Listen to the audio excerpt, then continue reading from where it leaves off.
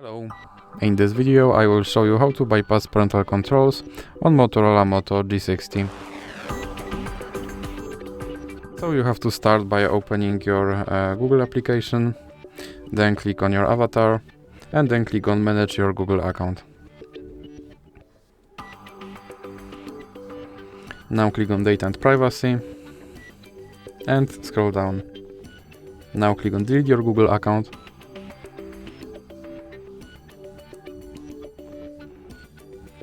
And now you have to enter your screen lock passkey. And now you have to scroll down and check these two checkboxes and click delete account. And now your account is removed. So now let's open Google Play Store, for example, or any other app that requires you to sign in. And now you have to enter your email address.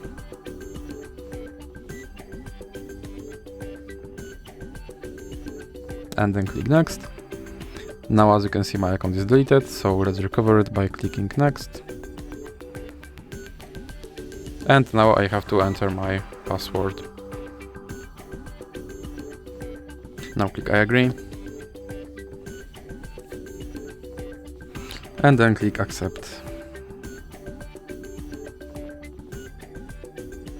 And as you can see, my account is recovered and my parental control is bypassed.